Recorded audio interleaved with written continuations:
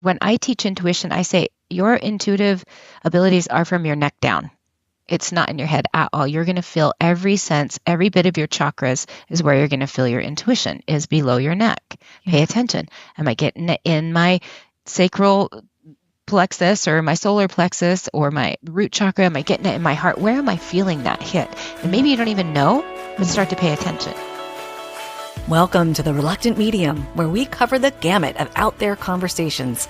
With an open mind and a curious heart, we want to talk about it all. From psychic phenomena and energy medicine to beings from other star systems and out-of-body experiences.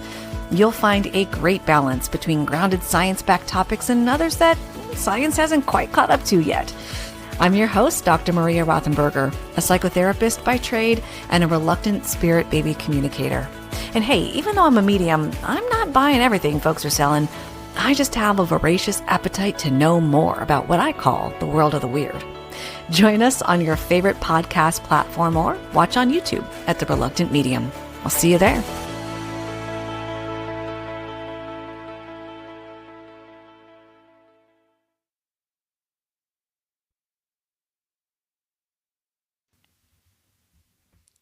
Hey everyone, welcome back to the Reluctant Medium podcast. I'm Dr. Maria Rothenburger, your host for the podcast.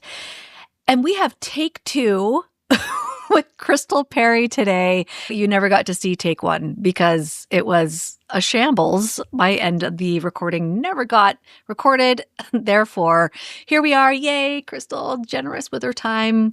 Welcome. Thank you for coming back. Oh, I'm happy to be back. Thank you for having me back. I'm looking forward to another conversation. And we agree that there must be something today that people are going to hear that they wouldn't have heard before. So that's right. Here we go. So first, if you can, just say who you are and what you do and how did you come to do what you do? That's a loaded question. I know. Just kidding. I'm Krystal Perry. I call myself the Blossoming Medium. I teach classes and help other people blossom. So I teach Reiki, I teach Mediumship, I teach how to connect to your guides and angels and what your intuition is. So I'm always teaching.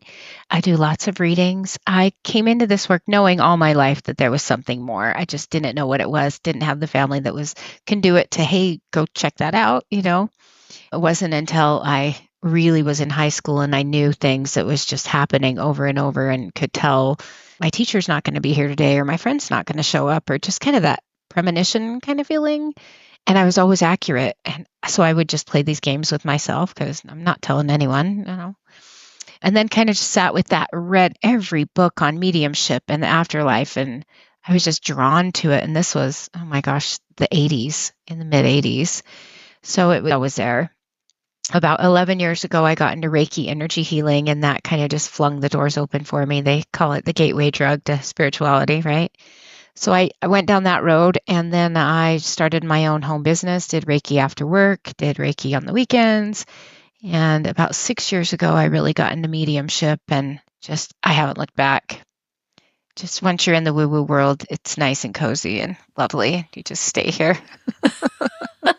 You're speaking to the reluctant medium, I'm like, is it though?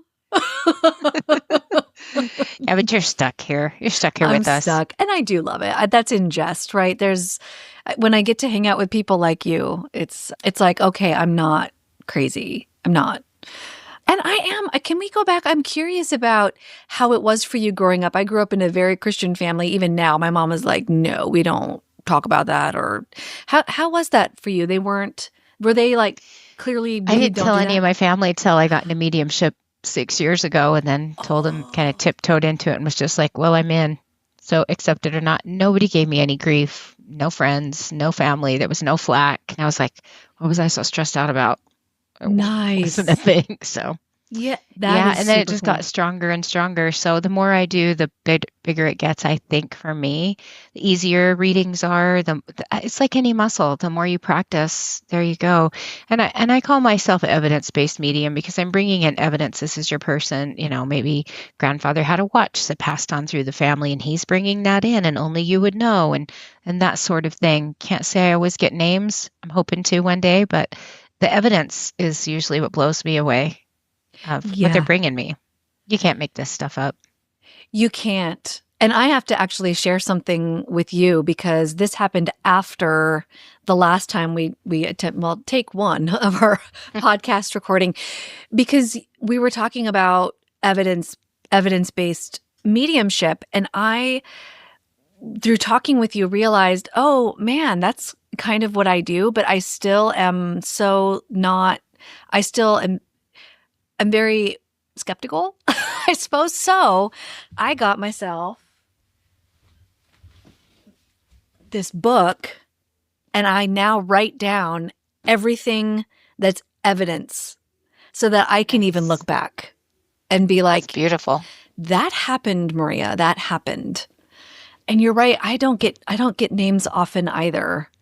It's pretty. I've asked Spirit about that, and what they've said is it doesn't matter. We're all one light and we're communicating as one. Okay. It's you humans who want that evidence, want the name and want the street and want the age and want the details. And it's the ego that gets wrapped up in it. So I've said, okay, I'll just let that go. Yeah. And there's plenty of other evidence that is, if you had those clients, those people that you're reading that are like, how did you know that? And you're like, what? I just said turtle. Like, why is that?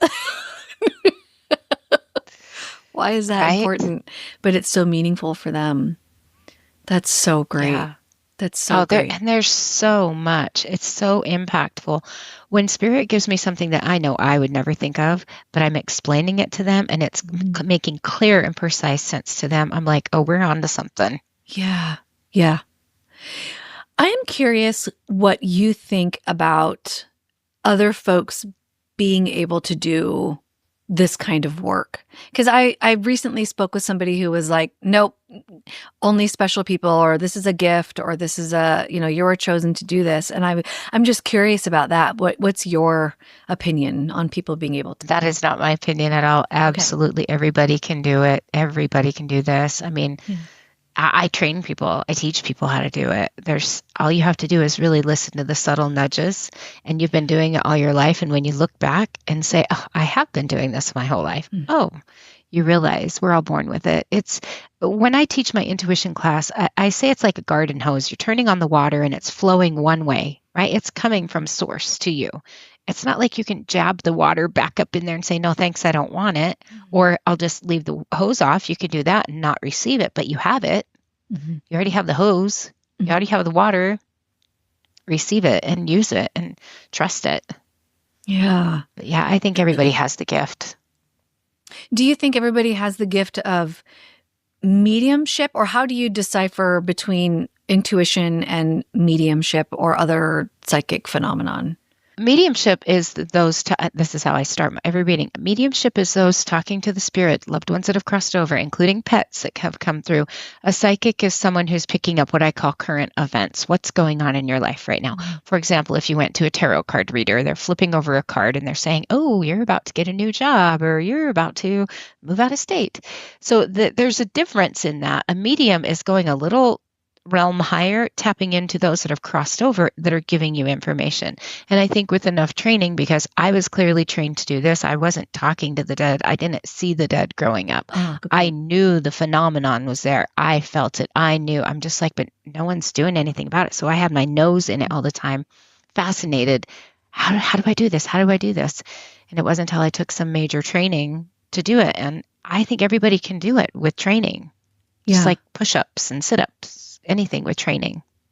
I completely agree with you, but I love different points of view. And when people say, they disagree with me, that's great and that's fine. I'm just curious. I'm so curious about that.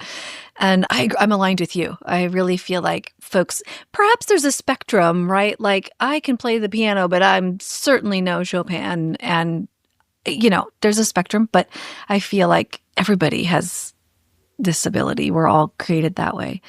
So are there things that, obviously not your entire repertoire of teachings, but are there like maybe 2 or 3 things that people can start doing now that you would recommend to start tapping into that? Absolutely. Absolutely. Start to find out what is your strongest clair. So are you clairvoyant? Do you see through your mind's eye? Do you have vivid dreams? Are you someone who's like a visual learner? And think back to when you were a kid. Maybe you're clairvoyant and it's really strong for you, but you didn't have that word. maybe you're claircognizant and you just know things. I know things that are going to happen. I know that so-and-so is pregnant. I know that so-and-so is going to move. You just know things. Start to trust what comes in. Find out what your strongest clair is. Maybe you're clairsentient and you feel things. I walk into a room and this just don't feel good and I don't want to be here and I don't know why, but I'm trusting it. Yeah. Just start there. Yeah, that's perfect. Yeah. I often recommend that people, I mean, obviously I write things down. So I ask people to write it down, take notes, because you forget. I mean, I forget, but yeah. It's a great tool to notice first. Well, and I love that you start each year. I was listening to one of your beginning of the year podcasts where you're manifesting and closing out the old year and bringing in the new and writing down your goals for the year and just having that history of it's written down, going back year after year and writing, oh, I did do that and that did come to fruition, or, I'm still working on that one, sort of thing. Yeah. You'd be surprised. People, I'm speaking to folks who are listening and watching, you'd be surprised how accurate you are and you don't even know it. It's really stinking cool when you lean into that. So, okay, paying attention to clairs. Anything else that you would recommend people do now? You can always play with it yourself. I really started with some Zener cards where, one side's maybe an orange ball and a red square and a blue triangle, and I'm playing with a friend. What kind of card do I got? And we're playing a game. If you make it fun, you start to build that intuitive hits. I was the kid that would sit on the corner and say, okay, the next car's red, the next car's yellow, the next car's a truck, and just see how many you can get right. Yeah. But the more you do that, the more you're trusting it. That's why as an adult, we're like, I'm going to get a parking spot at the front. And you just know because you've been practicing subconsciously all your life somehow to get there. I love that you just said play, because I think that people get too serious. Do you find that people get really serious? Completely. And then it shuts you down. Yeah. Because you get in your head, you get in your logic head. When I teach intuition, I say your intuitive abilities are from your neck down.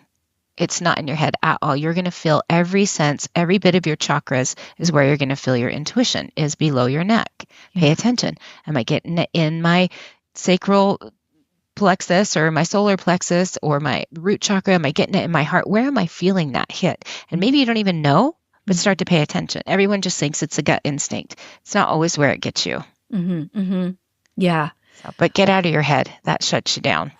So much. That was my experience at the beginning. When I would start seeing people, I'd be like, please don't tell me a thing about yourself because I will get in my head.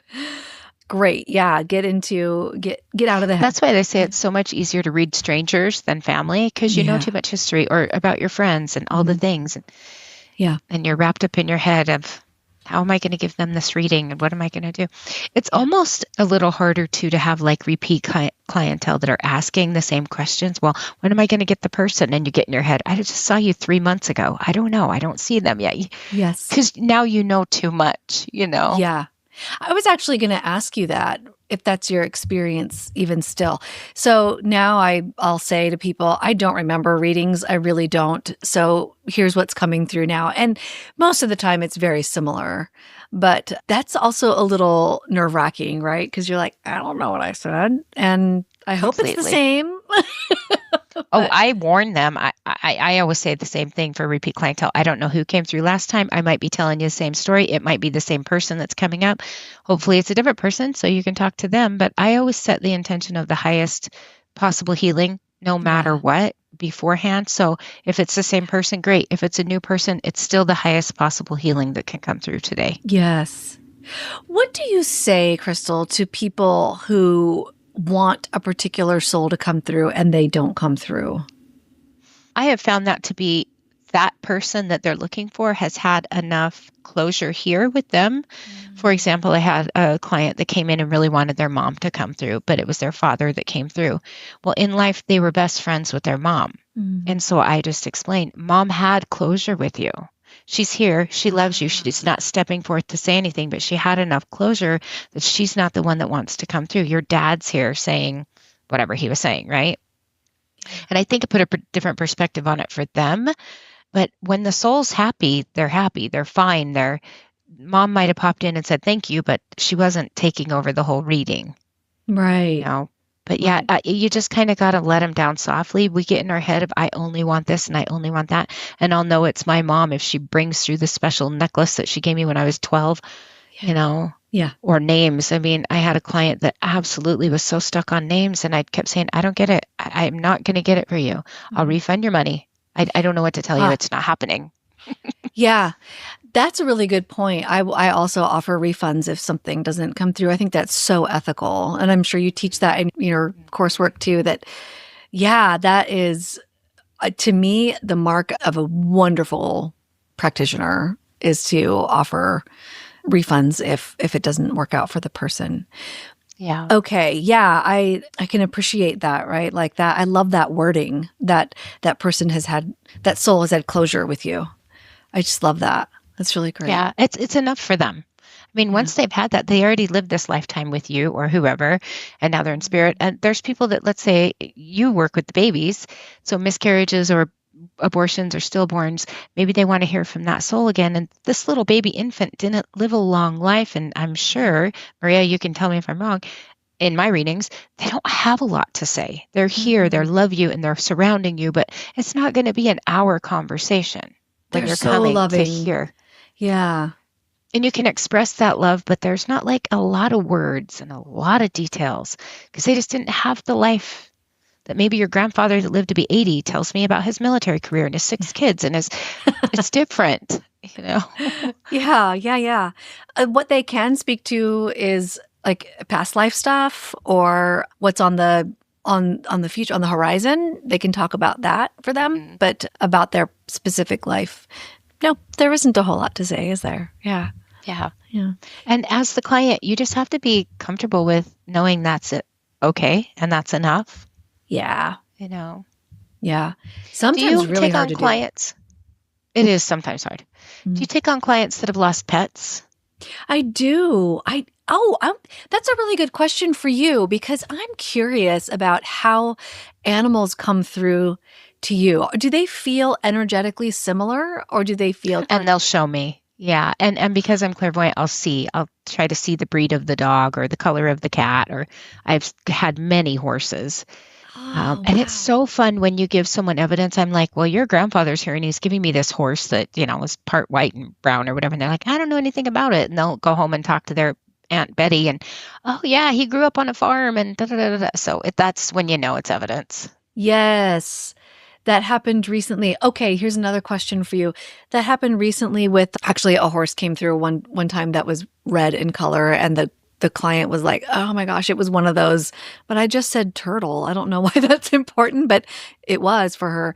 But this is a different situation. So, and I wondered your experience with this because I talked to another medium who said she does not sometimes tell the difference, or she cannot tell the difference between a soul who is still in a body and a soul who has passed on. So I had this experience where a dog came through. The baby was bringing this dog, and it turns out the dog was there in there. She's like, we have a dog like that. And she brings the dog on camera. And I'm like, what? That's the dog. But do you have that experience too, where you can't tell sometimes if the soul is in a body? Or that's where the training comes in to know from the psychic to the mediumship to, are they truly over there? Because we're all souls and we can all pick up each other's soul. We can walk into a room and feel if someone's looking at us. Like that's our innate ability, right? As we live. So it is a little hard, but with training, you can fine tune into that. Now, that said, if someone has dementia or Alzheimer or is in a coma, I've seen them on the other side and their body's still here. So, oh my gosh, that's when I'll ask questions in the reading. I'll say, okay, so I'm seeing this, he's saying that, da, da, da, da, da. Does this make sense to you? And they'll say, yes, but he's in the hospital, or he or she. Yeah. Yes. And then oh, that's why it feels so similar. Yeah. Actually, for listeners of my podcast, they'll remember that my stepdad passed away in November last year, 2024. And he came to me and he told me it's time for me to go. But his body's still in the hospital. Right? It's like, wait, what? But there he was, clear as day. It's time for me to go. And we actually had a little argument. He was in spirit. I was like, no, not yet. And he's like, Maria, it's time for me to go. But yeah, it's interesting. I could not tell with that animal, with that dog, that it was here on the earth plane. Yeah, with pets, I find it's a little bit different, and I think it's just because they're complete unconditional love. I'm feeling that complete one level. So I'm with you. I've had some that are still living and then they bring them on camera because it's all this unconditional love. When we have our ego and we've lived our life and we've been mean to people and then we've been nice to people and we've had whatever we've lived through, we kind of can differentiate the feelings of here and there, but pets are just like one. They're just love. They're just surface. Yeah. And babies too. Like before we're 5 or 6 or 7, right? We're still that innocence love. Or if it's a nonverbal child or something like that. Yes, true. I think we're still so connected to source that it's hard to differentiate that. Yeah. Yeah, I have found that to be true, specifically for animals. I don't know that I've come across that for a human yet, but definitely for animals. Hey everyone, do you love the Reluctant Medium podcast and want to support the podcast while getting some amazing perks in return? Join us at the Patreon community. By becoming a Patreon supporter, you'll get access to exclusive content, behind the scenes insights, early episode releases, and a whole ton more. As a member, you'll also have access to spiritual content like guided meditations, in-depth discussions on mediumship, and exclusive interviews with spiritual experts. It's a great way to show your love and stay even more connected with myself and the show. Sign up today at patreon.com/thereluctantmedium and help the Reluctant Medium keep bringing you the content that you love. I wholeheartedly appreciate each and every one of you. Thanks for listening, and I hope to see you on Patreon soon. And do animals come through to you in a different vibe than humans do? How do you feel them or notice them? They'll just show me. Yeah, they'll show me. A lot of let's say grandparents, they'll suddenly sit down and I'll see this little dog on their lap or, knee high to them. And I'm like, oh, your grandpa's here and your grandma's here. And there's a little white poodle on her lap. And oh, that must be the one they lost 10 years ago or whatever. I'm like, well, she's happy because she's got her dog back.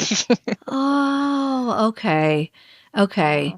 And so the animals will show you they're more like they utilize your clairvoyance to express things.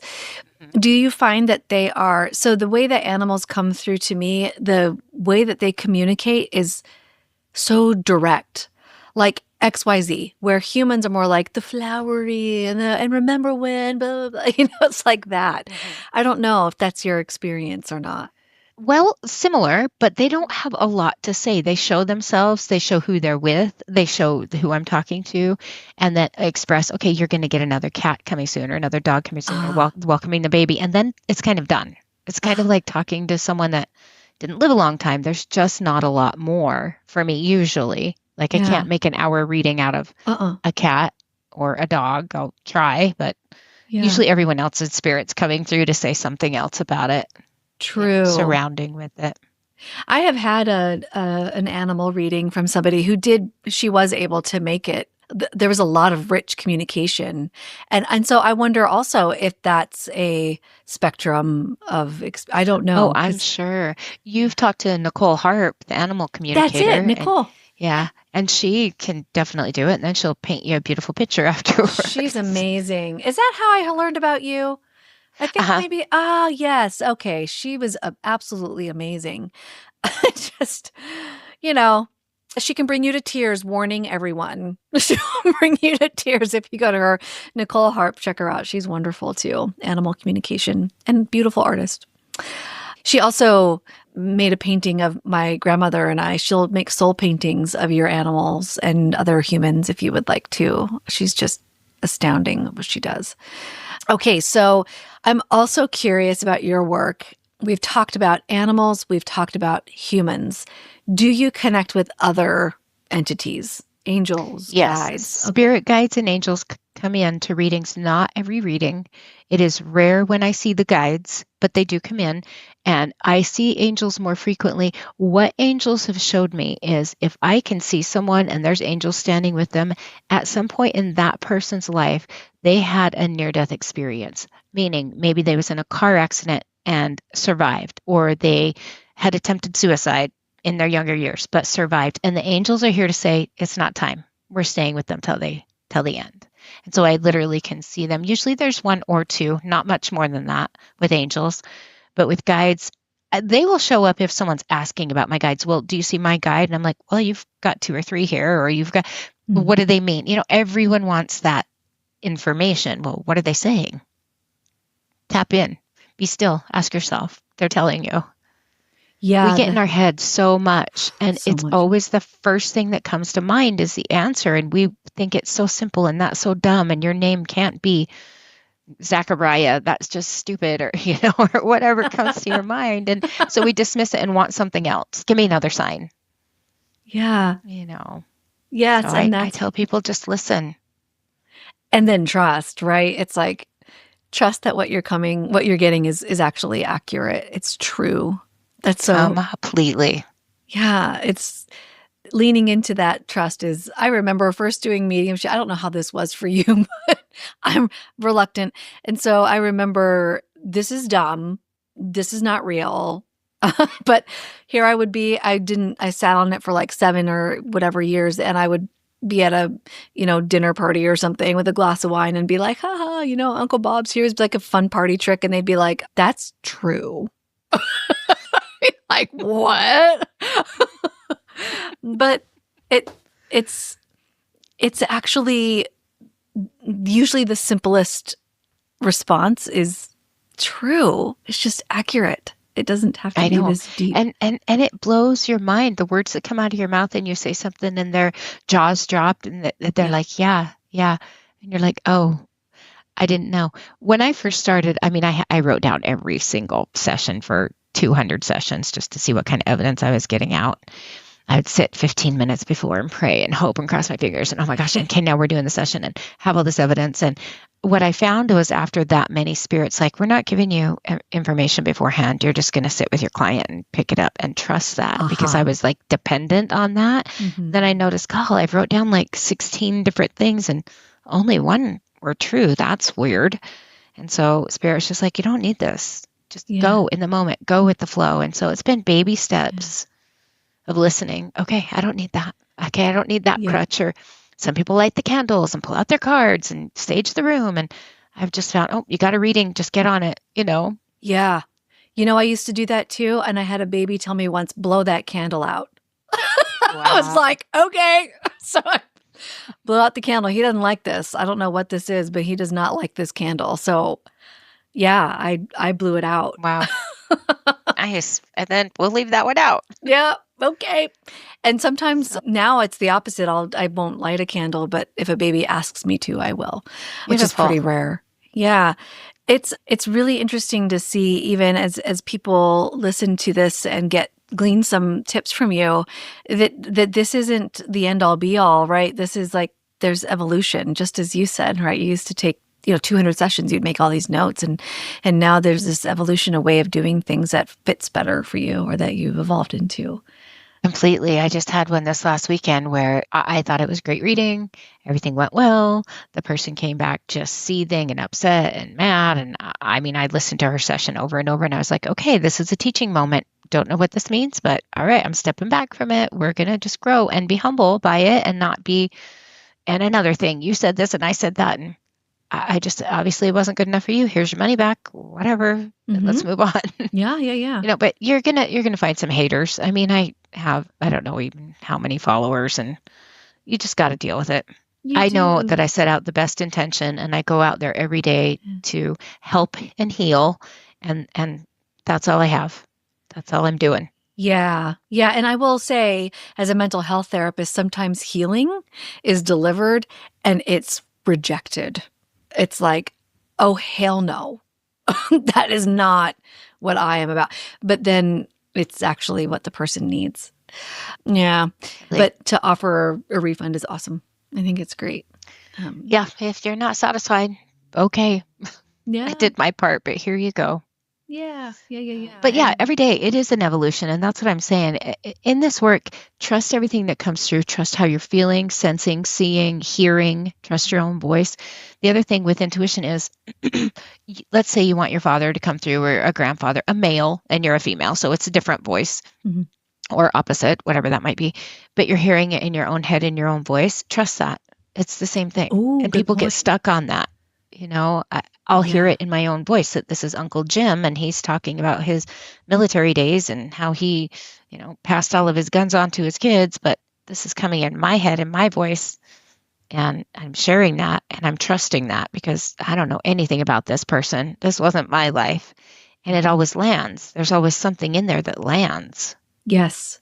That's a really good point. Yeah, something I hadn't thought of, but it's true. It is one's own voice. Yeah. Okay. Next question. I recall when I first started opening up to this and actually, but like doing some training and like, okay, let me just look and see what this is all about. It was like I was so drained because all of the people were coming in. I'm assuming you do, but how do you teach to manage that? All of the things. Yeah. Well, when I was trained, you set a pact with your guides of this is what I want to see. I want evidence. I want clarity. Everyone else, it doesn't matter. Step away. I'm talking to this person, family only, one at a time. Excuse me. One at a time so it's clear for you. And then once the session's over, then they all need to leave. Oh, nice.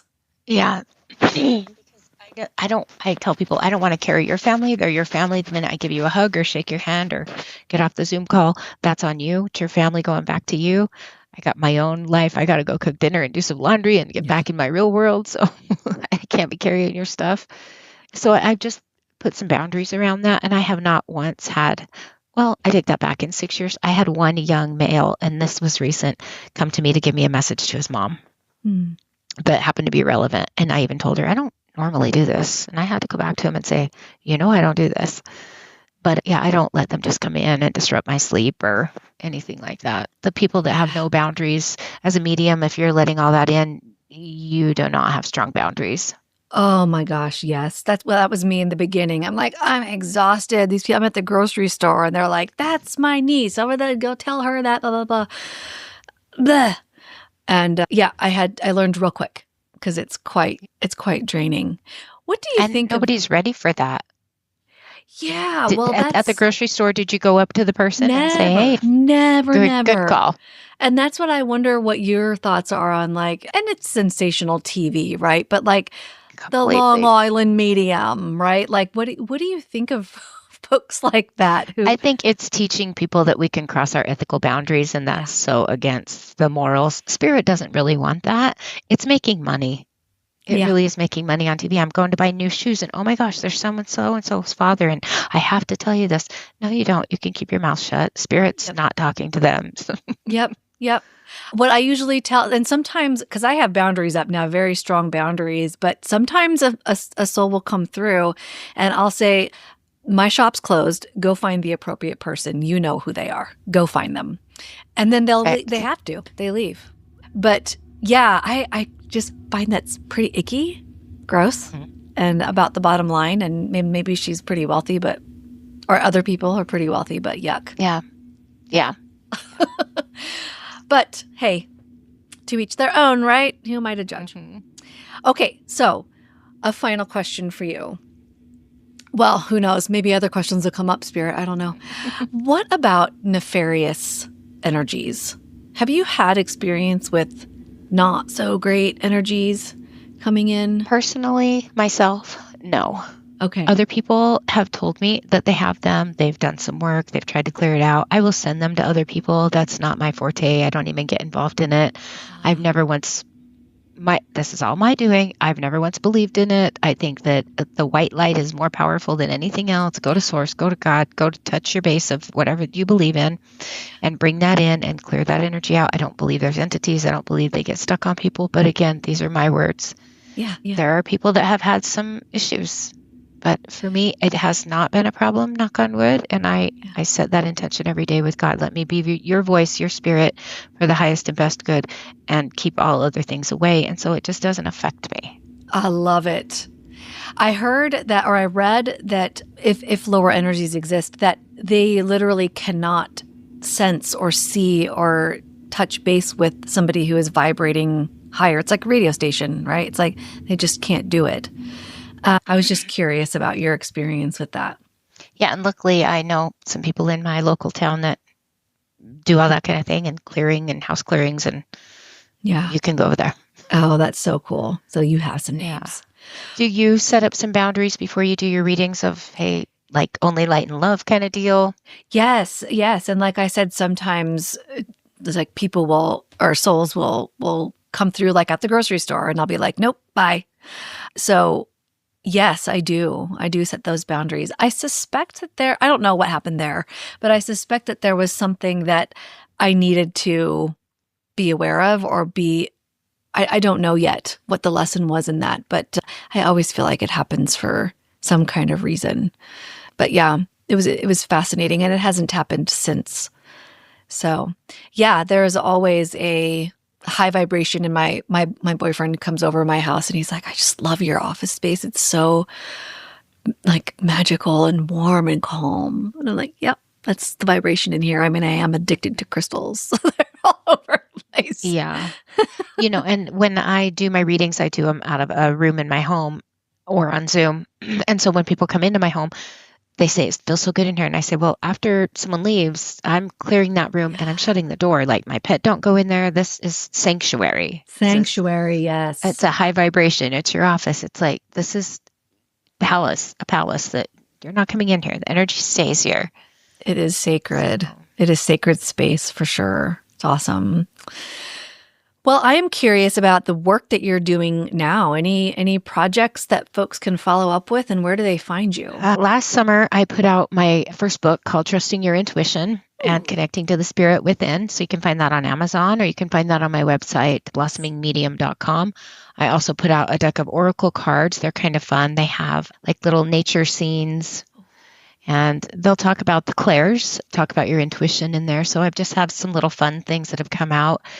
I do group readings. Right now I've got some events planned, classes on my website that people can sign up to. I like doing them on Zoom. I talk to a lot of people out of state so they can get the recording afterwards. So that's fun. We've got a retreat coming up in Hawaii in January. Oh my God. My sweet friend that we're going to put on a week in Oahu. And so a couple things on the agenda for now. A couple. I looked at your website and I'm like, dang, girl, she is busy. Yeah, I just let spirit lead me. I really have. I've surrendered into that. I mean, when I quit my full-time job, it's been a year, February, that I got out of the corporate world to do this. And I just held my hands up and said, I surrender and let you lead me. And people will call me out of the blue. People I don't know, come be on this, come do that. All right, fine. I'm being led. Yeah. And just walking into that surrender of spirit. This is how we are as children. We're 3 or 4 or 5 and just walking down the hallway, toddler and bebopping and, oh, I want grandma. Oh, I want the sucker and I want this teddy bear and I want and I'm getting what I want and I'm just being led. We forget that as we grow up, and it has to be tough and it has to be structured and it has to be hard. Hit the deadlines. Yep. And planned. It has to be planned, right? Like, I love that you just said surrender, just surrendering. And that's really what kids do. Oh, sorry. Hang on a second. I've got a dog who is in my space and vomiting. That's awesome. We're probably going to edit that part out. Surrender. Maria, just surrender. Oh, God. You okay, Bobby? Oh, he's looking at me like his innocent face. Feel better now. Yeah, maybe he'll feel better in a second. Oh, buddy. Poor little thing. I'm sorry. It's all good. Hey, stuff happens. Keep rolling. Maybe I will leave this in there. I think that's awesome. I like surrender to the life circumstances. It's kind of like, okay, this is what it is. If a dog's going to vomit, they're going to vomit. Dog's going to vomit. That's what they do. You were more worried about your kids. Look. I know. I was. And they're totally silent, but here comes the dog. Well, my dogs are my kids, so there's that. All right. Well, thank you so much, Krystal. People can find you where? at blossomingmedium.com on my website. You can find me on Facebook, Blossoming Medium Krystal Perry. And on Instagram, I think it's Krystal, it's KRYSTAL .Perry, Perry with an A, and at 37. I don't know why they use the numbers, but hey, I'm not a techie.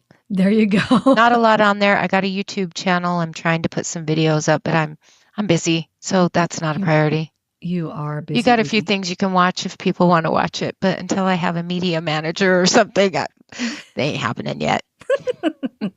I think there's plenty of content up there for folks to see. I just perused your website and went, wow, she is very busy. Thank you so much for being here again today, Krystal. I appreciate thanks for having me. Second time's a charm. Sure is. Thank you for joining the Reluctant Medium podcast today. I hope that this episode has brought you beautiful, high vibration and that it continues emanating from your heart space for the rest of the day and beyond. Don't forget to join The Reluctant Medium on patreon.com, and you can also visit thereluctantmedium.us and The Reluctant Medium TV show on newrealitytv.com. Until next time, my friend, may you be well.